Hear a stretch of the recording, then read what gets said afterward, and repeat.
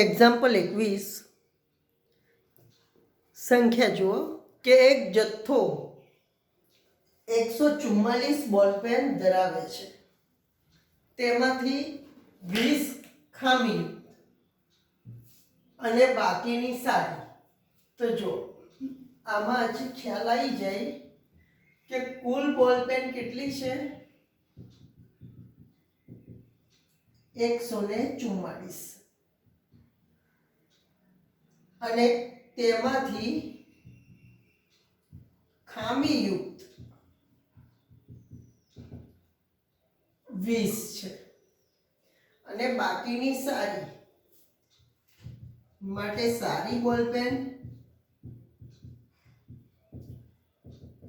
144 માંથી એટલે કુલ બોલપેન માંથી ખામીયુક્ત બોલપેન જો બાદ કરી દેવામાં આવે એટલે કે 144 માંથી 20 બાદ કરી દઉં તો 124 વધે, જે સારી બોલપેન રહે. જો હવે પ્રશ્ન પૂછ્યો છે કે જો પેન સારી હશે તો નૂરી ખરીદશે, સારી હશે તો ખરીદશે, પરંતુ જો ખામીયુક્ત હશે તો ખરીદશે નહીં. દુકાનદાર યાદચ્છિક રીતે પેન કાઢે છે અને તેને આપે છે. તે પેન ખરીદશે તેની સંભાવના કેટલી? તો પહેલા દાખલામાં જોઈએ કે પેન ખરીદશે, તો પેન ક્યારે ખરીદશે? સારી હશે તો. અંદર આપેલું છે કે જો પેન સારી હશે તો નૂરી ખરીદશે. તો સારી બોલપેનોની સંખ્યા થશે 124 છેદમાં કુલ બોલપેનો 144. અહીંયા 4 વડે ભાગ ચાલે છે, 36 ગુણ્યા 4. ચારે ભાગ ચલાવીએ તો અહીંયા 4 તરી 5 ને 4 એકા 4, તો અહીંયા સંભાવના થશે. માટે P of A બરાબર 31/36. ત્યારબાદ જુઓ કે તે પેન નહીં ખરીદે તેની સંભાવના કેટલી? તો બીજા દાખલામાં P of B કહીએ તેની સંભાવના કેટલી? તો ખામીયુક્ત હશે તો ખરીદે નહીં. તો ખામીયુક્ત પેનોની સંખ્યા 20 છેદમાં કુલ પેનો 144. અહીંયા 5 ચોક 20, ચારે ભાગ ચાલે છે 36. માટે P of B બરાબર 5/36. બંનેની સંભાવના મળી ગઈ. સાવ સહેલો દાખલો છે. હવે આમાં એક મહત્વની વાત સમજવા જેવી, તે પેન ખરીદશે, તે પેન નહીં ખરીદે. એટલે આ ઘટનાની આ પૂરક ઘટના છે.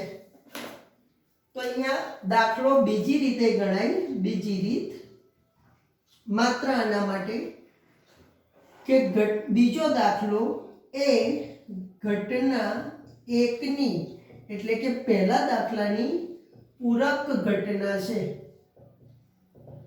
માટે લખી શકાય P of A વત્તા P of A bar is equal to 1. આની પૂરક ઘટના P of A આપણે શોધ્યા કેટલા? 31/36 વત્તા P of A bar is equal to 1. મારે P of A બાર શોધવા છે તો વત્તા 31/36 ને સામે લેજો તો ભાગાકારમાં. અહીંયા બાદબાકી કરવા માટે છેદમાં કશું નથી, તો એ છેદ સરખો કરવો પડે. જેનો લસા થાય 36, તો અંશ અને છેદને 36 વડે ગુણો તો 36/36. 36 એકા 36, અહીંયા પણ 36 એકા 36 ઓછા 31/36. છેદ સરખો થઈ ગયો તો અંશમાં બાદબાકી. 36 માંથી 31 જાય તો 5/36. આ પ્રમાણે પણ તમે ઘટના 2 એટલે કે પેન નહીં ખરીદે તેની સંભાવના શોધી શકો.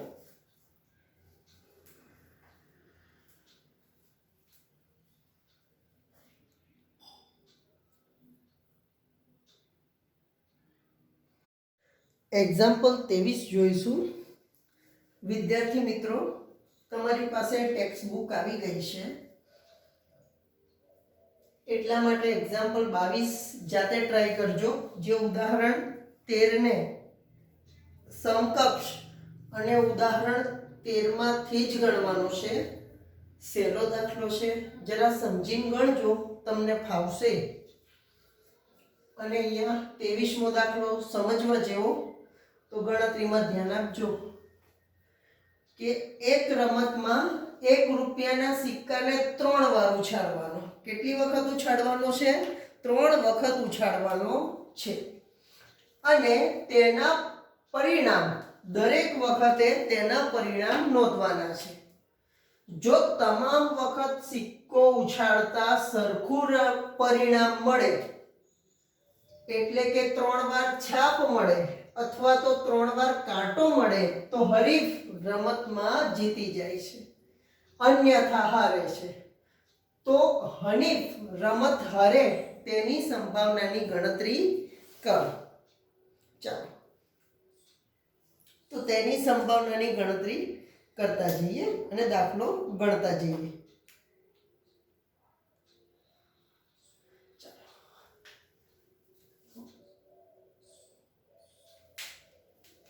અહીંયા હનીફો નામ છે, એવું હનીફો. ગણતરીની શરૂઆત કરીએ કે સિક્કાને 3 વખત ઉછાળવાનો છે. સિક્કાને 3 વખત ઉછાળવાનો છે. એક જ સિક્કાને કેટલી વખત ઉછાળવાનો છે? 3 વખત, 3 ટાઈમ્સ. તો એના માટેની ગણતરી કરી. તો ચલો, ધારો કે પહેલી વખત 3 વાર ઉછાળ્યો તો પહેલા હેડ મળ્યો, પછી હેડ મળે છે બીજી વાર પણ, અને ત્રીજી વાર પણ હેડ મળે છે. 3 વખત શું મળે છે? હેડ. કાં તો એવું બને કે પહેલા હેડ મળ્યો, પછી હેડ મળ્યો, 2 વાર હેડ મળે અને પછી ત્રીજી વાર ધારો કે ટેલ મળે. ત્યારબાદ એવું બને છે કે પહેલા હેડ બન્યો અને છેલ્લે હેડ મળે છે, એટલે કે છાપ મળે છે, અને પછી આવે છે ટેલ, એટલે કે કાંટો મળે છે. પહેલા રાજા એટલે કે છાપ, પછી કાંટો અને પછી છાપ. આવું શક્ય બને. આવું પણ શક્ય બને કે પહેલી જ વખતમાં ટેલ મળે અને બાકીની 2 વખતમાં હેડ મળે. 2 વખત ઉછાળવામાં આવે તો હેડ મળે. આવું પણ બની શકે. શક્યતા છે કે પહેલા 2 વખત ટેલ મળે અને અંતમાં હેડ આવે. એવું પણ શક્ય છે કે પહેલા ટેલ આવે, પછી હેડ આવે અને પછી ફરી ટેલ આવે ત્રીજા રાઉન્ડમાં, ત્રીજી વખત ઉછાળવામાં. એવું પણ શક્ય બને કે પહેલા હેડ આવે અને પછી 2 વખત બીજી 2 વાર ટેલ આવી જાય. અને એવું પણ શક્ય બને કે 3 વખત ટેલ આવે. હવે એક સિક્કાને 3 વાર ઉછાળવાનો છે, તો એના શક્ય પરિણામો જો કેટલા થઈ જશે? 8. કેમ કે નક્કી નથી કે સિક્કાને 3 વાર ઉછાળ્યો તો 3 વાર હેડ આવ્યો, કાં તો એવું બને કે 2 વાર હેડ આવે ને 1 વાર ટેલ આવે, કાં તો 1 વાર હેડ આવે વચ્ચે ટેલ આવે ને પછી હેડ આવે. પહેલા ટેલ મળે ને બીજી 2 વાર હેડ મળે. કાં તો એવું બને કે 2 વખત ટેલ આવે છે અને 1 વાર હેડ. એવું બને કે એક ટેલ આવે પછી હેડ અને પછી ટેલ. હેડ આવે ને બાકી 2 વાર ટેલ આવે અને 3 ટેલ આવે. આવા શક્ય પરિણામો સિક્કાને ઉછાળતા 8 મળે. તો સૌપ્રથમ આવા દાખલામાં શક્ય પરિણામો વિચારીને શોધી નાખવાના કે કુલ શક્ય પરિણામો કેટલા મળે છે. ત્યારબાદ એવું કીધું છે કે 3 વાર છાપ અને 3 વાર કાંટો આવે તો હનીફ રમત જીતી જાય. તો જો 3 વાર છાપ અને 3 વાર કાંટો,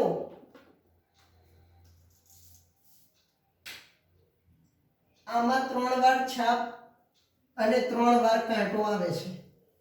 તો એવા 2 પ્રયત્ન છે કે જેમાં હનીફ જીતી જાય. અન્યથા હારે. હનીફ હારે તેની સંભાવના 2 વાર જીતે તો કેટલી વખત હારે છે? 6 વાર હારે છે. તો તેની સંભાવના હનીફ હારે તેની સંખ્યા 6. તો P of A બરાબર હનીફ હારે તે સંખ્યા અને છેદમાં કુલ પરિણામોની સંખ્યા 8. અહીંયા 4 દુ 8, 3/4. જવાબ થશે 3/4. હવે એમ પૂછાય હનીફ જીતે તેની સંભાવનાની ગણતરી કરો. તો કેટલી વખત જીતે છે? 2/8, 2 ચોક 8, 1/4. બંને પૂછી શકાય. એટલે એક સિક્કાને ઉછાળતા કેટલી વખત ઉછાળવામાં આવે? જો 3 વખત ઉછાળવામાં આવે તો તેના શક્ય પરિણામો 8 થઈ જાય છે. ખાસ એ યાદ રાખજો, પરીક્ષામાં 1 માર્કનો પ્રશ્ન પૂછાઈ જાય છે કે એક સિક્કાને 3 વખત ઉછાળવામાં આવ્યો છે. એક સિક્કાને 3 વખત ઉછાળવામાં આવ્યો છે તો તેના શક્ય પરિણામો કેટલા?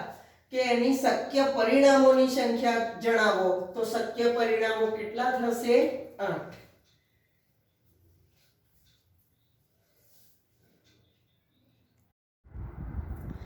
એક્ઝામ્પલ 24 જોઈએ કે પાસાને 2 વખત ઉછાળવામાં આવે છે.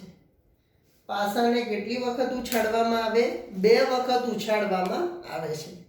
એટલે પાસો એક જ છે પણ એને 2 વખત ઉછાળવામાં આવ્યો છે. તો પહેલો દાખલો એવો છે કે એક પણ વખત ઉપરના પૃષ્ઠ પર 5 મળે નહીં અને ઓછામાં ઓછી એક વાર ઉપરના પૃષ્ઠ પર 5 મળે તેની સંભાવના શોધો. તો આ દાખલો ગણવા માટે સૌપ્રથમ જો ધારો કે પહેલા બંને વખત 1 મળે, કાં તો એક વાર 1 મળે અને બીજી વાર 2 મળે. કહેવાનો અર્થ, કાં તો એક વાર પહેલા 1 આવે ને પછી 3 આવે, 1 આવે ને બીજી વખત ઉછાળો તો 4 આવે, 1 આવે ને 5 આવે, 1 આવે ને 6 આવે. કહેવાનો અર્થ એવો છે કે પહેલી વખત 1 પણ આવે તો બીજી વખત 1, 2, 3, 4, 5, 6 ગમે તે આવે. તો પ્રયત્નોની સંખ્યા તમારે શોધવી પડશે. પ્રયત્નોની સંખ્યા શોધવા હું સરળતા વાપરું છું. એક લિસ્ટ તૈયાર કરી દઉં છું કે જે લીલા રંગનો છે પહેલી 1 વાર ઉછાળ્યો, પહેલી વખત ઉછાળ્યો તો 1 મળ્યો, અને આ લાલ રંગને બીજી વાર ઉછાળું છું તો કયા અંક મળે છે. એટલે કહેવાનો અર્થ આપણે ઉછાળીએ 2 વખત ઉછાળવાનો છે તો પહેલા એક બંનેમાં 1 આવે, કાં તો એવું બને પહેલામાં 1 આવે અને બીજી વખત ઉછાળો તો 2 આવે, 1 આવે તો બીજામાં 3 આવે, એવી રીતે 6 સુધી. તો એવું બને કે પહેલી વખત 2 આવે, બીજી વખત 1, એમ 2, 2 બંનેમાં 2 પડે બંને વખત. એવી રીતે કુલ પરિણામો શોધવાના રહેશે. એવી જ રીતે અહીંયા 3 અને 1, 3 અને 2, 3 અને 3, 3 અને 4, 3 અને 5, 3 અને 6. એવી રીતે 4 અને 1, 4, 2, 4, 3, 4, 4, 4, 5 આવે તો 4 અને 6 આવે. એવી રીતે 5 નો કોષ્ટક 5 અને 1 આવે, કાં તો પહેલી વખત 5, બીજી વખત 2, 5 અને 3, 5 અને 4, બંને વખત 5 આવે, 5 અને 6. એવી રીતે 6 અને 1, 6 અને 2, 6 અને 3, 6 અને 4, 6 અને 5 અને બંને વખત 6, 6 આવે. આમ એક પાસાને 2 વખત ઉછાળવામાં આવે તો કુલ પરિણામોની સંખ્યા ધારો કે એક જ પાસો છે, એના પર 6 સપાટીઓ છે અને એને 2 વખત ઉછાળવામાં આવે તો બીજી 6, તો 6 ગુણ્યા 6 કુલ પરિણામો 36 થાય. આ કુલ પરિણામો 36 લખ્યા છે. આ 36 પરિણામો આવી રહ્યા. હવે આ સીધી રીતે સમજાવી શકાતું હતું કે કુલ પરિણામો 6 ગુણ્યા 6 એટલે 36 થઈ જાય, પણ પ્રશ્નને સમજવા માટે આ લખવું જરૂરી છે. પ્રશ્નમાં એવું આપ્યું છે કે એક પણ વખત ઉપરના પૃષ્ઠ પર 5 મળે નથી. એક પણ વખત 5 આવવો જોઈએ નહીં. બરાબર છે? તો જેટલી વખત 5 આવે છે એને 36 માંથી બાદ કરી દઈએ. તો જુઓ, એક આખી લાઈનમાં 5 આવે છે. બ્લુ લાઈન જુઓ, એક વખત આ જુઓ 5. એક પણ વખત ઉપરના પૃષ્ઠ પર 5 આવવો જ ના જોઈએ. એટલા માટે જુઓ, આખી લાઈન છે 5 વાળી. 4 અને 5, 5 અને 5, 6 અને 5. એવી રીતે બીજી અહીંયા છે જુઓ કે આમાં એક વખત તો 5 આવે જ છે. બરાબર? હવે બીજું કઈ, બીજા કોઈ પર 5 હવે દેખાતા નથી. જે વધ્યા એ 5 સિવાયના વધ્યા. ચાલો, તો હવે દાખલો ગણીએ તો 5 પૃષ્ઠ પર આવે એવી સંખ્યા કેટલી? તો 1 2 3 4 5 6 7 8 9 10 અને 11. આ એક જ વાર ગણજો. બરાબર? એટલે 11 વખત 5 આવે છે. તો કેટલી વખત 5 આવતો નથી? તો 36 માંથી 11 બાદ કરું તો 25 વખત 5 આવતો નથી. તો પહેલા દાખલાનો જવાબ કે એક પણ વખત 5 ન મળે તેવી સંભાવના 25 છેદમાં કુલ પ્રયત્નોની સંખ્યા 36. તો જવાબ આવશે 25 ના છેદમાં 36. ત્યારબાદ બીજો દાખલો છે કે ઓછામાં ઓછી એક વાર પૃષ્ઠ ઉપર 5 મળે. ઓછામાં ઓછી એક વાર એટલે કે એક વાર 5 આવવો જોઈએ અથવા તો એકથી વધારે વાર. આ ઓછામાં ઓછાનો અર્થ એક કે તેથી વધારે. ઓછામાં ઓછા એક એટલે કે એક કે તેથી વધારે. તો અહીંયા જુઓ, જે આવે છે આપણે બ્લુ લાઈન કરી જ છે. અહીંયા 2 વખતે 1 થી તો વધારે જ કહેવાય. જે આપણે સંખ્યા ગણી કેટલી થાય છે? 11. તો બીજા દાખલાની સંભાવના જેને P ઓફ B વડે દર્શાવું તો ઓછામાં ઓછી 5 એક વખત આવે તેવી સંખ્યા કે તેવી ઘટના 11 છેદમાં કુલ પ્રયત્નો 36. તો આ પ્રમાણે દાખલો ગણવાનો રહે. કે તમારે આવી રીતે પૂછાય કે ઓછામાં ઓછી એક વખત કે 5 કેટલી વખત આવે. સ્વાભાવિક છે કે એક્ઝામની અંદર 5 ની જગ્યાએ 4 આવે તો આપણે આ કોષ્ટક આવું કરવું જ પડશે. તમે આ ગણતરી દાખલામાં કરી શકો છો અને જો દાખલામાં ના કરવી હોય તો રફમાં પણ આ રીતે તમે કરી શકો છો.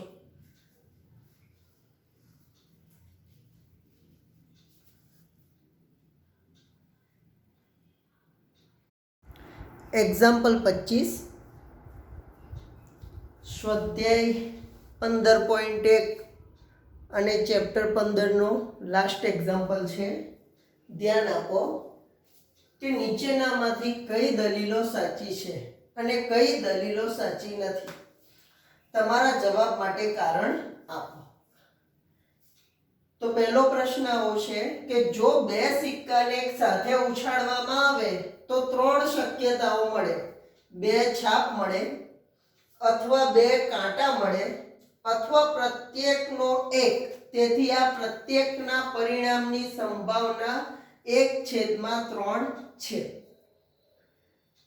તો સૌથી પહેલા એક તો આ દલીલ સાચી નથી. કારણ કે જો સિક્કાને ઉછાળવામાં આવે, 2 સિક્કાને ઉછાળવામાં આવે તો તેના પરિણામો, તેની કુલ શક્યતાઓ બંને વખત ધારો કે હેડ મળે કાં તો હેડ અને ટેલ મળે, કાં તો ટેલ અને હેડ મળે, કાં તો બંને વખત ટેલ મળે. આમ કુલ પરિણામોની સંખ્યા 4 છે.